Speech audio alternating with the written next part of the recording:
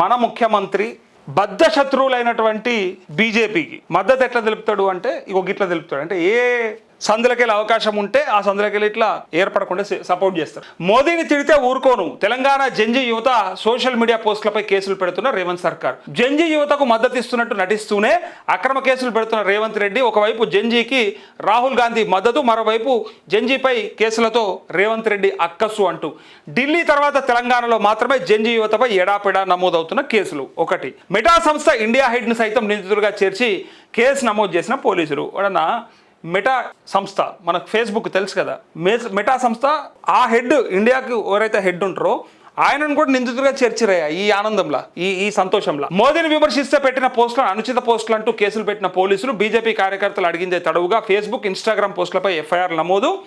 ధర్మేంద్ర ప్రధాన్ రాజీనామా తర్వాత జంజీ యువతను టార్గెట్ చేస్తున్న బీజేపీ నాయకుల తరహాలోనే జంజీని టార్గెట్ చేస్తూ అక్రమ కేసులు పెట్టిస్తున్న రేవంత్ రెడ్డి.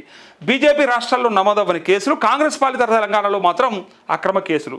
అట్లే తెలంగాణలో ఉంది కాంగ్రెస్ ప్రభుత్వమా లేక బీజేపీ ప్రభుత్వమా అని షాక్ అవుతున్న జంజీ. నీట్ పేపర్ లీకేజీపై మోదీని ప్రశ్నించడానికి భయపడి కేటీఆర్ విమర్శిస్తూ రేవంత్ డైవర్షన్. ఢిల్లీ జంజీ నిరసనలకు కాంగ్రెస్ సీఎంలతో హాజరైన రాహుల్ గాంధీ, డుమ్మా కొట్టిన రేవంత్.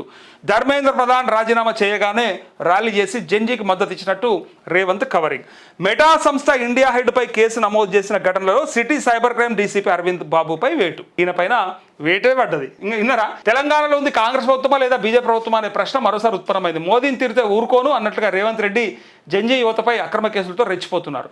అయితే దీనివల్ల చూడండి ఒకసారి, దేశంలో ఎక్కడ లేని విధంగా ఢిల్లీ పోలీసుల తర్వాత మళ్ళీ తెలంగాణలోనే జంజీ యువతపై ఈ స్థాయిలో కేసులు నమోదు అవుతుండడంతో విస్మయానికి గురి చేస్తోంది. కూటమి ప్రభుత్వం ఉన్న ఏపీలో కానీ పొరుగున ఉన్న కాంగ్రెస్ పాలిత కర్ణాటకలో కానీ సోషల్ మీడియా నిరసనలపై ఒక్క కేసు కూడా నమోదు కాలే. యూపీ, బీహార్, అస్సాం వంటి బీజేపీ నేరుగా పాలిస్తున్న రాష్ట్రాల్లో కూడా జంజీ యువతపై ఈ రకమైన వేధింపు కేసులు పెట్టలేదు. మరి కాంగ్రెస్ అధికారంలో ఉన్న తెలంగాణలో బీజేపీ నేతల ఫిర్యాదులకు పోలీస్ శాఖ ఇంత ఉత్సాహంగా ఎందుకు స్పందిస్తున్నారు? ఢిల్లీలో జంతర్ మంతర్ వద్ద జంజీ యువత జరిపిన నిరసనలకు స్వయంగా కాంగ్రెస్ అగ్రనేత రాహుల్ గాంధీ ఇతర కాంగ్రెస్ సీఎంలతో కలిసి మద్దతు తెలిపారు. కానీ తెలంగాణ సీఎం రేవంత్ రెడ్డి మాత్రం ఆ కార్యక్రమానికి డుమ్మా కొట్టారు.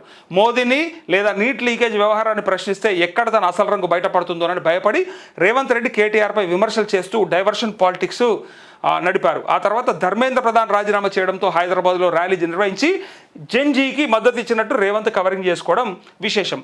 మద్దతేమో జంజీకి ఇస్తున్నట్టు మళ్ళా మన పోలీసులతోనేమో మెటా సంస్థకు సంబంధించిన ఇండియా హెడ్ పైన కేసులు పెట్టియడం, ఆయన నిందితుడిగా చేర్చడం. దానివల్ల ఏమైంది చివరికి